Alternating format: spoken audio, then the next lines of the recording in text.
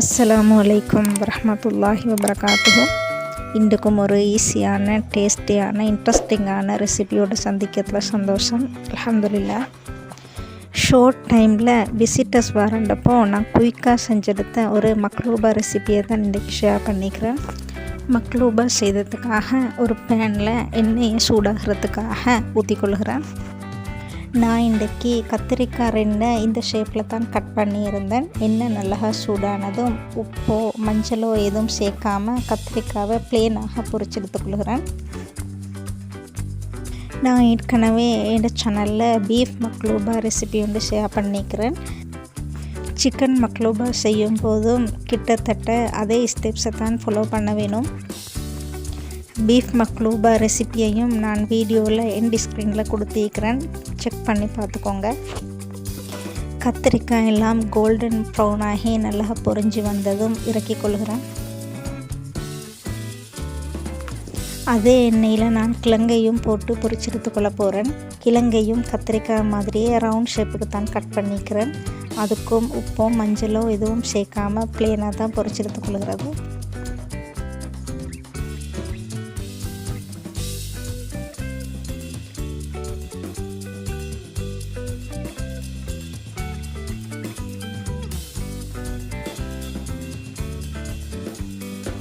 கிழங்கும் chips மாதிரி முருகலாக வர அளவுக்கு பொரியணுமென்று அவசியம் இல்லை. ஓரளவு பொரிஞ்சு ப்ரௌன் கலராக வரும்போதே நாங்கள் இறக்கிக்கொள்ளணும். அதே எண்ணெயில் நான் 2 வெங்காயத்தை கட் பண்ணி பொரிச்செடுத்துக்கொள்ள போகிறேன். கத்திரிக்காயும் 2 தான் பொரிச்செடுத்தேன். கிழங்கும் 2 தான் பொரிச்செடுத்தேன். வெங்காயமும் 2 சின்னதாக கட் பண்ணி பொரிச்செடுத்துக்கொள்கிறேன். வெங்காயத்தை நாங்கள் பொரித்து சேர்க்குறதுக்கு காரணம் மக்லூபாட ஃப்ளேவருக்காகத்தான். அதனால் மாசி சம்பளுக்கு பொரிக்கிற மாதிரி நல்லா ப்ரௌன் கலர் ஆகி பொரிச்சு வரணுமென்று அவசியம் இல்லை. ஓரளவு பொரியும் போதே எங்களுக்கு இறக்கி கொள்ளையணும். அடுத்ததாக சிக்கனை வேக வச்சிருக்கிறதுக்காக ஒரு சட்டியில் 2 டேபிள் ஸ்பூன் அளவு ஆயில் சேர்த்திக்கிறேன். எண்ணெய் சூடானதும் பட்டை, ஏலக்காய், கிராம்பு, பிரியாணி இலை எல்லாத்தையும் சேர்த்துக்கொள்ளணும்.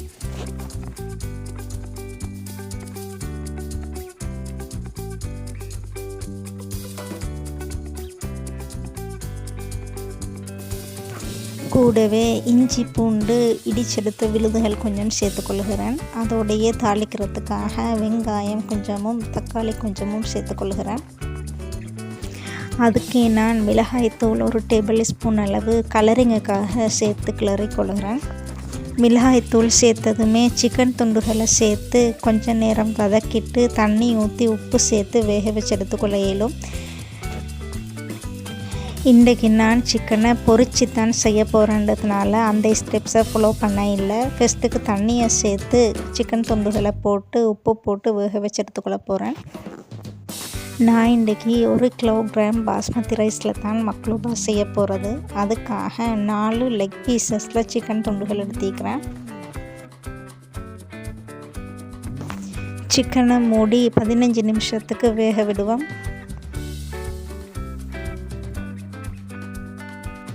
சிக்கன் எல்லாம் நல்லா வெந்து வந்ததுக்கு பிறகு நான் அதை எடுத்து பொரிச்சு எடுத்துக்கொள்கிறேன். விசிட்டர்ஸ் வரத்துக்கு கொஞ்சம் நேரமே இருந்ததுனால பொரிக்கிறத எனக்கு கேமராவை ஆன் பண்ண மறந்துட்டேன்.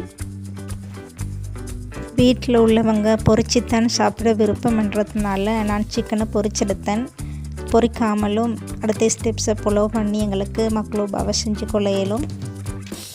நான் இன்றைக்கி மக்லூபா 1 கிலோகிராத்தையும் பெரிய ரைஸ் குக்கர் சட்டி ஒன்றில் தான் சமைச்செடுக்க போகிறது. அதுக்காக ஃபஸ்ட்டுக்கு ரைஸ் குக்கர் சட்டியில் பட்டர் ஷீட் ஒன்றை சேர்த்துக்கொள்கிறேன். பட்டர் ஷீட்டுக்கு மேலால் பொரிச்செடுத்த சிக்கன் துண்டுகளை அடுக்கி கொள்கிறேன்.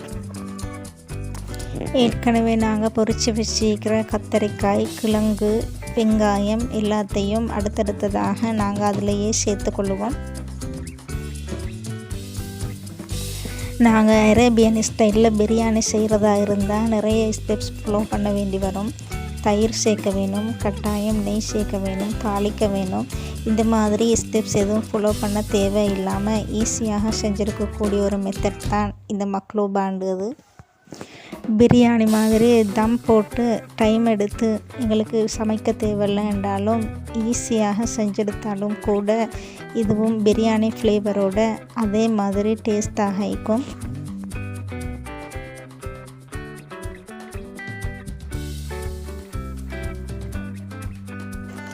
மக்லூபாவுக்காக நான் 1 கிலோகிராம் பாஸ்மதி ரைஸ் தான் எடுத்திருந்தேன்.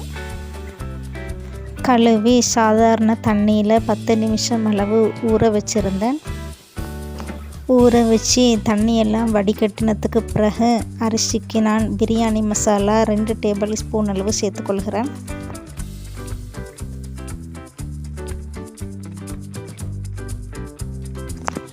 அரிசியில் எல்லா இடத்துலையும் பிரியாணி மசாலா படுகிற மாதிரி கிளறி எடுத்துக்கொள்ளணும். ஏற்கனவே நாங்கள் ரெடி பண்ணி வச்சுக்கிற ரைஸ் குக்கருக்கு மேலாலேயே ரைஸையும் சேர்த்துக்கொள்ளுவோம்.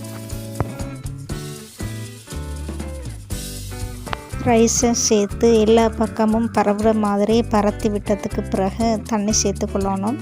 நான் ஏற்கனவே சிக்கன் வேக வச்செடுத்த தண்ணியை வடிகட்டி தான் சேர்த்துக்கொள்கிறது. அரிசி வேகிறதுக்கு தேவையான அளவு தண்ணி சேர்த்துக்கொள்ள வேணும். சிக்கன் வேக வச்சு தண்ணி போதலைன்னா இன்னும் கொஞ்சம் நாங்கள் எக்ஸ்ட்ரா தண்ணி சேர்த்துக்கொள்வோம். டேஸ்ட்டுக்கு தகுந்த மாதிரி உப்பு சேர்த்துக்கொள்வோம். நாங்கள் ஏற்கனவே சிக்கன் வேக வச்செடுத்த தண்ணியிலையும் உப்பிக்குதுன்றதுனால பார்த்து கவனமாக உப்பு சேர்த்துக்கொள்ளணும். 2 டேபிள் ஸ்பூன் அளவு நெய் சேர்த்துக்கொள்கிறேன்.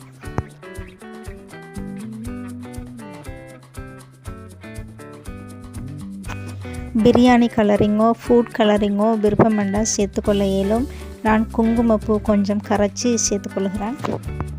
கலரிங் சேர்க்கலை என்றாலும் பிரியாணி மசாலாவில் ஏற்கனவே கலர் இருக்கிறதுனால அந்த கலரிங்கும் எங்களுக்கு போதுமாகத்தான் இருக்கும். எல்லா இன்க்ரீடியன்ஸும் சேர்த்து முடிஞ்சதுக்கு பிறகு நான் ரைஸ் குக்கரை ஆன் பண்ணி வேகிறதுக்காக வச்சுக்கொள்கிறேன். ரைஸ் குக்கர் ஆட்டோ ஆஃப் ஆகும் வரையும் நாங்கள் வெயிட் பண்ணுவோம். மக்லூபா நல்ல டேஸ்ட்டாக வாசனையோடு வெந்திக்குது. நாங்கள் இதை கிளறி எடுக்கக்கூடாது. நான் உங்களுக்கு காட்டுறதுக்காக கொஞ்சமாக ஸ்பூனால் கிளறி காட்டுறேன். கீழ் வரையும் கிளறினா எங்களோட மக்லூபாவோட ஸ்டெப்ஸே மாறிடும். ரைஸ் குக்கரில் இருந்து இறக்கி 5 நிமிஷம் மாதிரி ஆறுறதுக்காக வைப்போம். மக்லூபாவை நாங்கள் இந்த ஸ்டெப்ஸில் தான் கவிழ்த்து எடுக்க போகிறது. ரைஸ் குக்கரை இது மாதிரி பிளேட் ஒன்றில் வச்சு கவிழ்த்து மெதுவாக தூக்கி எடுத்தால் எங்களோட மக்லூபா நல்லா ரெடியாகி செட்டாகி வந்துடும். ரைஸ் குக்கரை கவிழ்த்தும் நாங்கள் 5 நிமிஷம் மட்டும் அப்படியே ரெஸ்ட்டில் வைக்க வேணும். அப்போ தான் இது பிரியாமல் செட்டாக இருக்கும். நல்ல வாசனையோட பிரியாணி மாதிரியே மக்லூபா இன்றைக்கி ரெடியாகி இருக்குது. சொன்ன ஸ்டெப்ஸை ஃபாலோ பண்ணி நீங்களும் இந்த ரெசிபி ட்ரை பண்ணி பாருங்கள். வீட்டில் உள்ள எல்லோரும் விரும்பி சாப்பிடக்கூடிய ஈஸியான டேஸ்டியான ஒரு ரெசிபி தான் இது. இன்ஷா அல்லாஹ் இன்னும் ஒரு ஈஸியான டேஸ்டியான ரெசிபியோடு சந்திப்போம். அஸ்ஸலாமு அலைக்கும் வரஹ்மத்துல்லாஹி வபரகாத்துஹு.